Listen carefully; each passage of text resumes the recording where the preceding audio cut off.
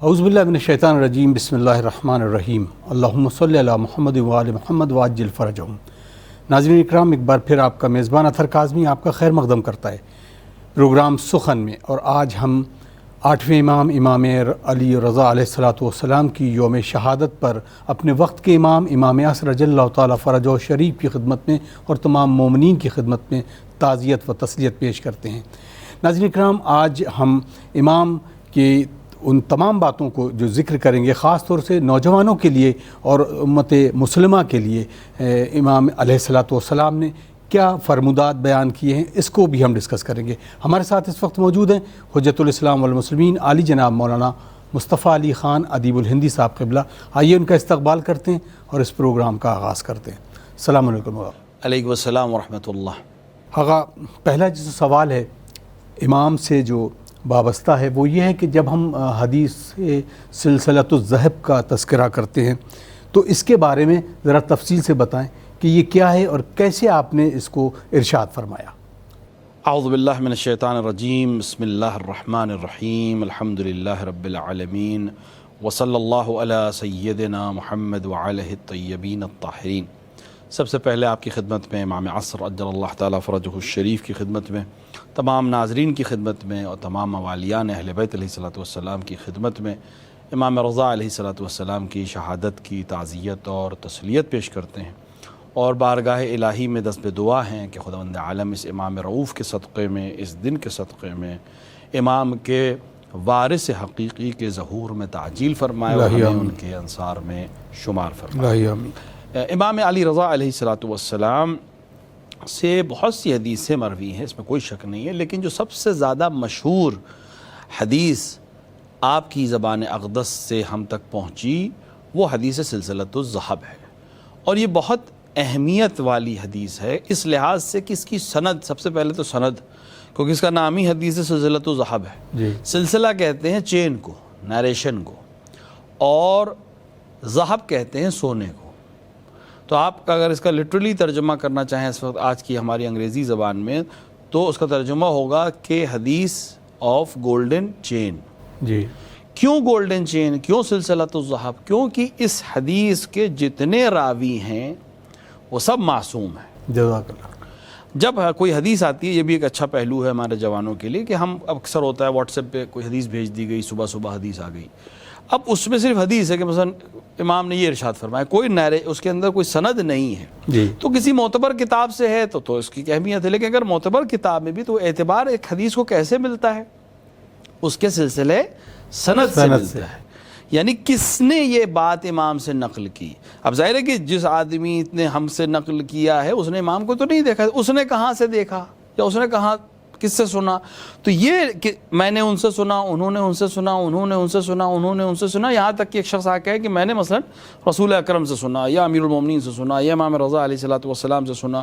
تو یہ جو پوری چین ہے یہ ہو گئے سلسلہ، چین آف نیریشن، اور اس میں جو افراد ہیں ان کی اہمیت اور ان کی موثق ہونا، سچا ہونا، مومن ہونا، اس کے بیس کے اوپر اس حدیث کی جو سند ہوتی ہے وہ کبھی صحیح السند ہوتی ہے حدیث، کبھی حسن ہوتی ہے، کبھی مرسل ہوتی ہے، کبھی ضعیف ہوتی ہے۔ یہ کیوں ضعیف ہے؟ حدیث ضعیف کیسے ہو سکتی ہے؟ حدیث ضعیف نہیں ہے، چین آف نیریشن کے ہم ضعیف یا قوی مانتے ہوئے حدیث کے اوپر ہم حکم لگاتے ہیں۔ لہٰذا اگر سارے مومن ہیں تو اس کی ایک اہمیت ہے، سب مومن نہیں ہے لیکن موثق ہیں، یعنی سچ بولنے والے لوگ ہیں، معروف ہے کہ یہ لوگ سب سچ بولتے تھے، تو اس کی ایک الگ اہمیت ہے۔ کچھ اچھے لوگ بھی ہیں، کچھ اس کے اندر غیر مذہب کے لوگ بھی ہیں، ان کے سچ بولنے یا نہ بولنے کے بارے میں معلوم نہیں، اب اس حدیث کی ویلیو کم ہو جائے گی۔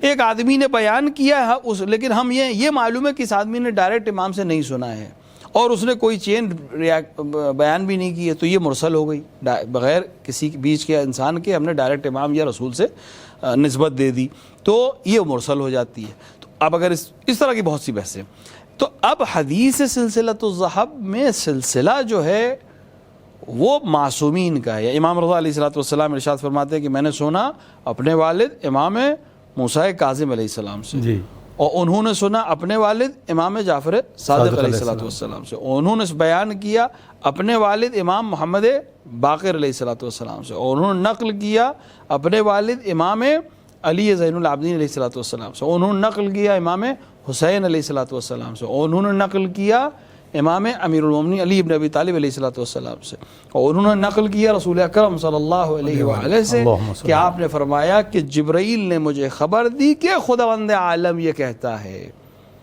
کہ کلمۃ لا الہ الا اللہ حزنی من دخل فی حزنی امن عن عذابی۔ جزاک اللہ۔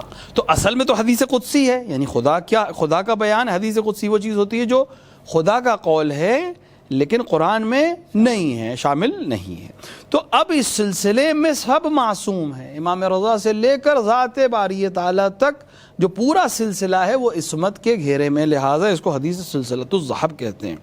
اور آقا اس کو میں چاہوں گا کہ جو پس منظر ہے اس کو بھی اگر آپ ہمیں بتائیں تو شاید اس سے بھی لوگوں کو سمجھ میں آئے کہ واقعہ جب ہوا یہ اس حدیث کا تو اس کے پس منظر میں کیا ہوا۔ بہت اہم ہے، بہت اہم ہے، دونوں چیزیں بہت اہم ہیں۔ ایک تو ہم نے جو سلسلہ سند آپ کے سامنے بیان کیا، جی، تو سلسلہ سند ہی سے اس پس منظر کو جب آپ نظر میں رکھیں گے تو بہت سی چیزیں واضح ہو جائیں۔ سبحان اللہ۔ دیکھیے سلسلہ سند میں کیا ہے، سارے معصوم امام ہیں، اس کا مطلب یہ ہے کہ ہر امام اس حدیث کو بیان کر سکتا تھا، جی، لیکن بیان کس نے کی، ہم تک کس سے پہنچی؟ امام رضا علیہ الصلوۃ والسلام سے۔ کب بیان کیا امام رضا نے؟ جب امام رضا کو مأمون عباسی نے مدینے سے مرو بلایا۔ مرو آج جو خراسان ہے، جی، جہاں مشہد ہے آج امام رضا کی، جہاں پہ قبر ہے، کہ خدا ہم سب کو جانا نصیب کرے، الہی آمین۔ وہیں قریب ایک شہر تھا، اس کو مرو کہتے تھے، وہ طوس علاقہ کہلاتا تھا، اسی لیے امام کی زیارت میں لفظ طوس بھی آیا ہے۔ تو طوس کے ایک شہر کا تھا مرو، وہاں مامون عباسی جو ہارون عباسی کا بیٹا تھا، اس نے حکومت قائم کر لی تھی اپنے بھائی امین کو ہٹا کر۔ تو اس نے یہ سمجھا اور دیکھا کہ اگر میں بنی ہاشم کے جو سردار ہیں یعنی امام علی بن موسیٰ رضا، ان کو میں اپنے پاس بلا لوں گا تو مجھے جو بنی ہاشم کی طرف سے حکومت میں خطرہ ہے وہ ختم ہو جائے گا۔ ایک سیاسی ٹیکٹک کے تھرو اس نے امام رضا کو بلا لیا۔ کوشش اس نے پوری یہ کی کہ روٹ ایسا ڈیزائن کیا جائے کہ امام رضا اپنے چاہنے والوں کے نزدیک سے نہ گزریں، جی، یعنی جو شیعہ نشین علاقے ہیں وہاں سے نہ گزریں۔ اس بیچ میں امام نیشابور سے گزرے۔ نیشابور اس زمانے میں محدثین کا شہر تھا، علماء کا شہر اور حدیث کو بیان کرنے والوں کا شہر۔ وہاں بھی عام لوگوں کو خبر نہیں تھی کہ امام رضا آئے ہوئے ہیں یا گزر رہے ہیں یا قریب میں ان کا پڑاؤ لگا ہوا ہے، لیکن بہرحال لوگوں کو خبر ہو گئی کہ فرزند رسول علی بن موسیٰ رضا علیہ الصلوۃ والسلام یہاں سے گزر رہے ہیں۔ تقریباً جو روایت ہے وہ یہ کہ امام تیار ہو چکے تھے، سفر کے لیے بالکل تیار تھے کہ لوگوں کا ایک بہت بڑی جمعیت، ایک بہت بڑی تعداد، بعض نے تقریباً 20,000 کا عدد بھی لکھا ہے۔ 20,000 محدثین، لکھنے والے، 10 بے قلم افراد، یہ امام کی خدمت میں پہنچے اور امام سے گزارش کی کہ فرزند رسول آپ اپنے جد کی کوئی حدیث بیان کر دیں جو ہم لوگ لکھ لیں۔ اب یہاں پہ میں روکوں گا اور اپنے ناظرین سے اور آپ کے سامنے ایک لطیف بات کہوں گا کہ عجب نہیں، ظاہر ہے کہ روایت میں تو نہیں ہے، لیکن عجب نہیں کہ امام رضا علیہ الصلوۃ والسلام نے اپنے جد کو یاد کیا ہو کہ ایک وہ وقت تھا کہ جب آپ بیان کر کے لکھنا چاہتے تھے اور لوگ کاغذ و قلم لانے کو تیار نہیں تھے، جرا کر رہے تھے کہ ہمارے لیے کتاب خدا کافی ہے، اور آج آپ کے 8ویں فرزند کے سامنے 20,000 لوگ 10 بے قلم بیٹھیں کہ کچھ کہہ دوں اور یہ لکھ لیں۔ سبحان اللہ۔ کہ ان کو احساس ہو گیا تھا کہ حدیث رسول کو ترک کرنے کا اور آل رسول کو ترک کرنے کا نقصان کتنا بڑا امت کو ہوا ہے۔ اس وقت امام رضا علیہ الصلوۃ والسلام نے اس حدیث کو بیان فرمایا۔ حدیث بیان ہو گئی، کلمہ لا الہ الا اللہ اللہ کا قلعہ ہے، جو اس قلعے میں داخل ہو گیا وہ اللہ کے عذاب سے امان میں رہ گیا۔ بات ختم ہو گئی، 20,000 قلم حرکت میں آئے اور انہوں نے اپنے اپنے کاغذ پر یا جو بھی اس زمانے کے لکھنے کا مٹیریل ہو اس پر وہ چیز لکھ لی۔ امام کی سواری آگے بڑھی۔ روایت کہتی ہے کہ امام تھوڑا سا آگے بڑھے تھے کہ ایک بار امام نے محمل کو سے پردے کو ہٹایا اور اپنے سر کو باہر نکال کر ایک جملہ فرمایا، وَلَٰكِن بِشَرْطِهَا وَشُرُوطِهَا واہ واہ وَأَنَا مِن شُرُوطِهَا۔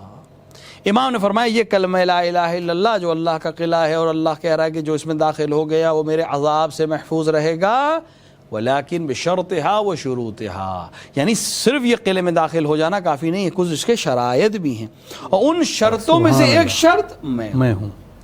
جب ہم اس پورے مسئلے کو یعنی حدیث سلسلۃ الذہب کو دیکھیں، حدیث قدسی کو دیکھیں اور امام رضا علیہ الصلوۃ والسلام کے قول کو ملائیں تو کتنی چیزیں ہمارے سامنے واضح ہو جاتی ہیں۔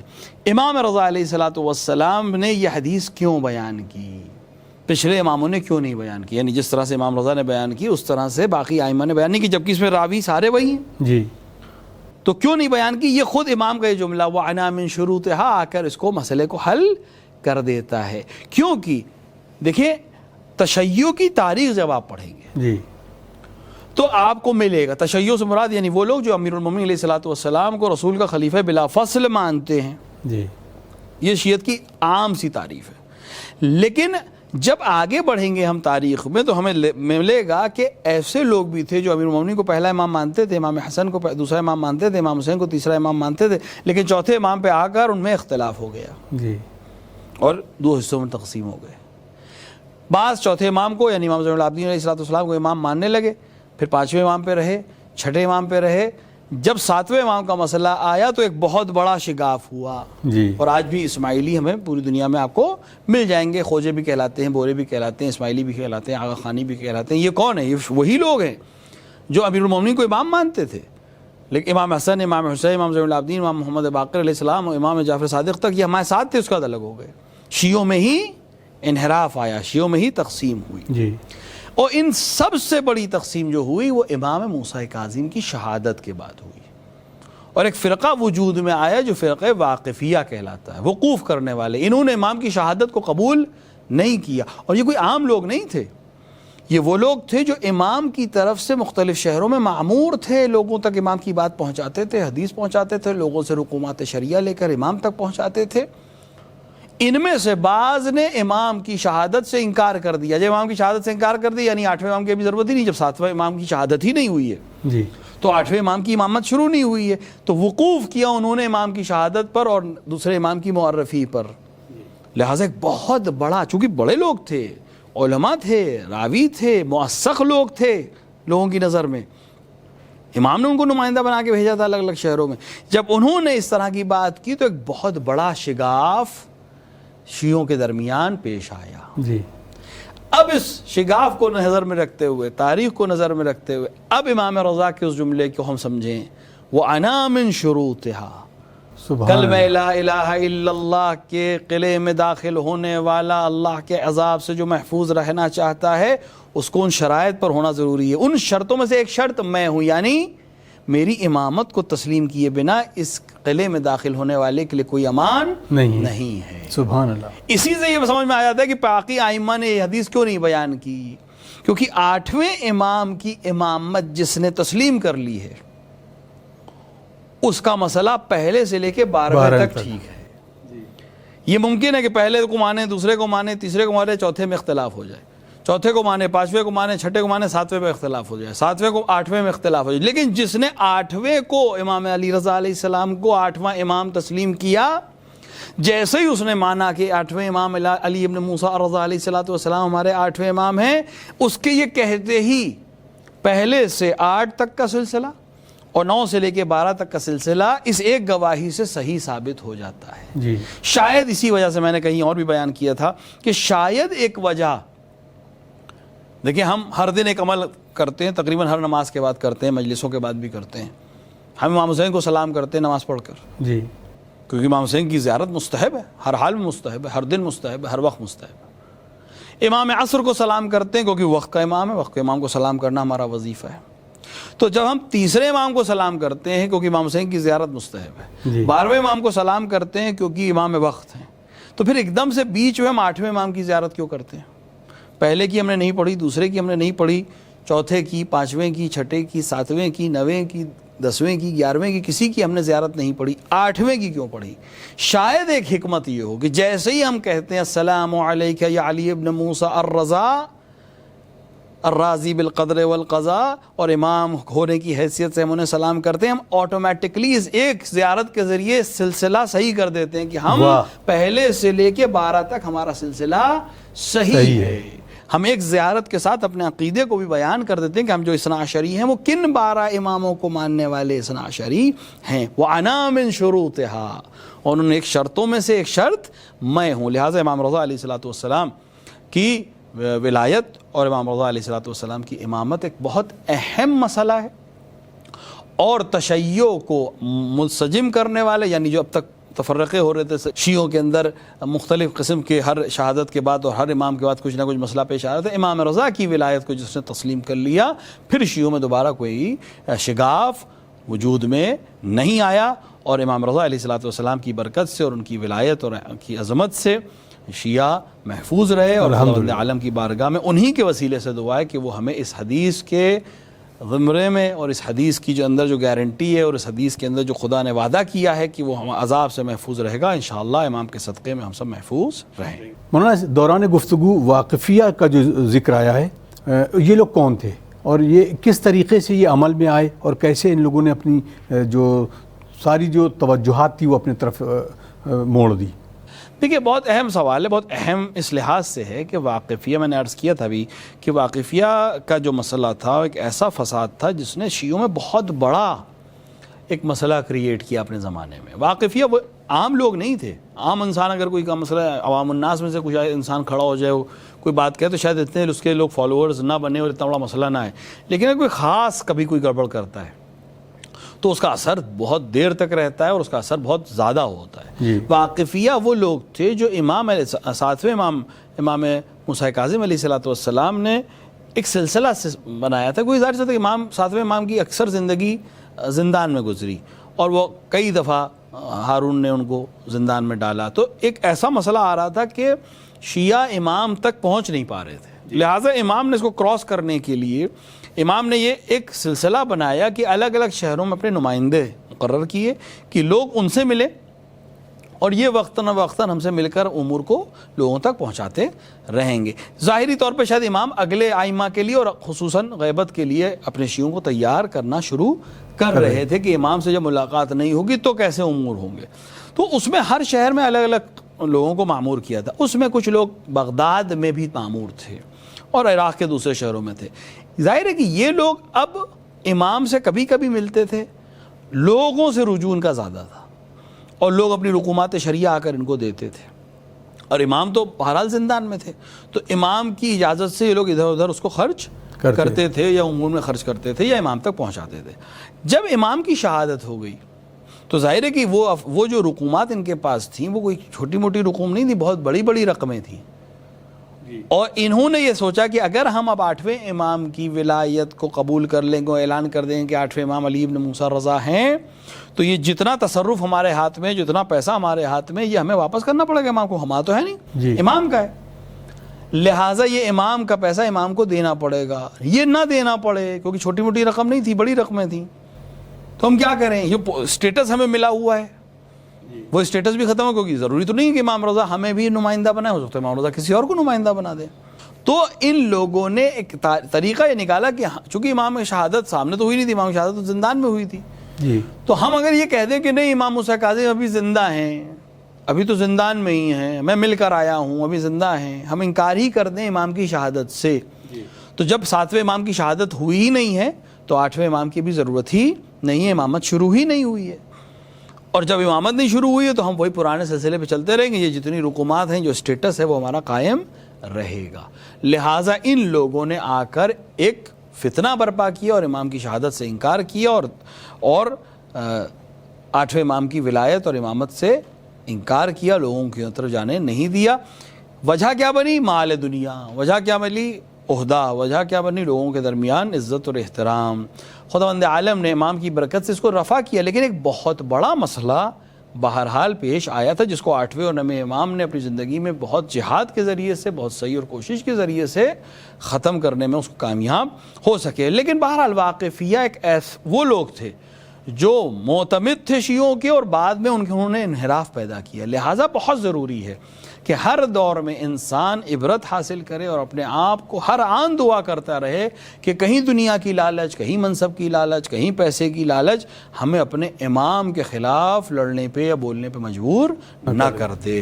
اطمینان سے انسان کو نہیں بیٹھنا چاہیے، کیونکہ شیطان بھی اطمینان سے نہیں بیٹھا ہے، وہ کچھ نہ کچھ کر رہا ہوگا کہ ہم کہاں سے، کس طرح سے اس کے عقیدے کو، کس طرح سے اس کے دین کو، کس طرح سے اس کے اعمال کو ختم کر دیں۔ لہٰذا واقفیہ وجود میں آیا ان لوگوں کے ذریعے سے جو مورد اطمینان تھے لوگوں کے افراد کے، اور انہوں نے آ کر شیعوں میں ایک بہت بڑا شگاف پیدا کیا. لیکن بعد میں امام علی رضا علیہ الصلوۃ والسلام اور امام محمد تقی علیہ الصلوۃ والسلام کی کوششوں سے شیعوں کا یہ شگاف دور ہو سکا، اور ولایت امام رضا کی تثبیت ہونے سے اور اس کے بعد کا پورا سلسلہ آج تک الحمدللہ قائم اور دائم ہے. الحمدللہ. آقا اگلا سوال یہ کہ روایت میں امام رضا علیہ السلام کی زیارت کی افضلیت کے بارے میں بہت تاکید کی گئی ہے. اس کے بارے میں جو کہا جاتا ہے تو اس کی کیا وجہ ہے؟ کہ جیسے آپ نے ابھی فرمایا بھی کہ ہم زیارت امام علی رضا علیہ السلام پڑھتے ہیں، لیکن خود ان کی زیارت میں جانے کی بھی افضلیت بیان کی ہے. اس کے بارے میں بتائیں. دیکھیں یقیناً جو ہم پڑھتے بھی اس کا ہدف وہی ہوتا ہے کہ ہم دور سے ان کو سلام کر رہے ہیں اس نیت سے کہ اگر وہاں ہوتے تو وہاں سلام کرتے. لیکن چونکہ ائمہ کو خداوند عالم نے یہ عظمت دی ہے کہ کوئی دور سے بھی اگر ان کی زیارت پڑھے تو اس کے لیے وہی ثواب ہے جو وہاں جانے والے کے لیے ہے، لہٰذا ہم دور سے بھی یہی عمل انجام دیتے ہیں. ایک حکمت تو یہی ہو سکتی ہے جی کہ ہم نے جو میں نے بیان کی کہ امام رضا علیہ الصلوۃ والسلام کی زیارت پڑھ کر انسان اپنے پورے عقیدے کو اثنا عشری ہونے کو صحیح طور سے واضح کر سکتے ہیں. خود روایات بہت عظیم ہیں امام رضا علیہ الصلوۃ والسلام کی زیارت کے سلسلے سے، اور روایات میں ہے کہ امام نے فرمایا کہ جس نے میری زیارت کی میں 3 مقامات پہ اس کے کام آؤں گا. جب فرشتے اس سے سوال کریں گے تب، جب نام اعمال ہاتھ میں دیا جائے گا، اور جب پل صراط سے گزرے گا. ان 3 مقامات پر میں اس کی مدد کو آؤں گا جو میری زیارت کرنے آئے گا.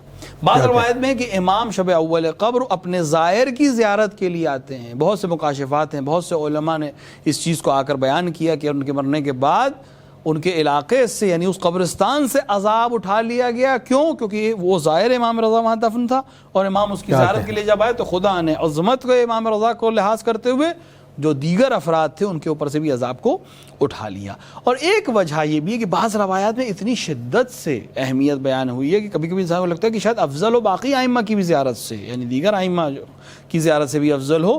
تو اس کی وجہ جو ہمارے مراجع نے علماء نے بیان کی اس کی وجہ وہی ہے کہ واقفیہ کا چونکہ دور تھا اور امام رضا کی طرف امام جواد کو لانا، تو لہٰذا یہ امام جواد علیہ الصلوۃ والسلام یعنی 9ویں امام سے جو روایات ہمارے پاس زیارت کی ہیں اس کی مین وجہ وہی ہے کہ اس دور میں امام رضا کی زیارت زیادہ اہمیت رکھتی، نہیں کہ آج نہیں رکھتی، لیکن باقی سب سے زیادہ اس دور میں تھی، کیونکہ امام رضا کی زیارت کر کے تشیع محفوظ ہو جائے گی، سلسلہ اس کا صحیح ہو جائے گا. ورنہ امام رضا کی ولایت کو اگر نہیں قبول کرے گا تو ممکن ہے کہ امام حسین کی زیارت کرے لیکن صحیح مذہب پر نہ ہو. لہٰذا امام رضا کی زیارت کے لیے اتنی شدت سے حدیثیں آئیں، اور واقعاً امام رضا علیہ الصلوۃ والسلام کی زیارت کے سلسلے کی روایات کو اگر انسان غور سے کرے تو اس کو دل چاہتا ہے کہ وہ امام کی زیارت کے لیے جائے. اور بارگاہ الہی میں یہی دعا ہے کہ ہمیں بار بار امام رضا کی زیارت کی توفیق عطا فرمائے، اور اس زیارت کے ذریعے چاہے وہ وہاں سے ہم کرتے ہوں، چاہے قریب سے کریں چاہے دور سے کریں،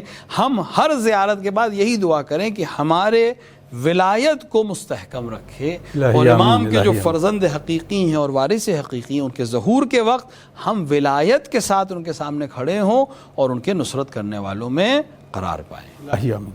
بہت شکریہ آقا، وقت بالکل اجازت نہیں دے رہا ہے. ناظرین آپ دیکھ رہے تھے پروگرام سخن، اور ہم 8ویں امام علی رضا علیہ الصلوۃ والسلام کی یوم شہادت پر اس پروگرام کو نشر کر رہے ہیں. ناظرین خاص دعا یہ ہے کہ ہمیں خاتمہ بالخیر ہو ہمارا، یعنی ہم اپنے امام کے سچے ناصروں میں شمار کیے جائیں. اپنے میزبان اطہر کاظمی کو اجازت دیجیے. والسلام علیکم ورحمۃ اللہ وبرکاتہ. اللہم عجل ولیک الفرج.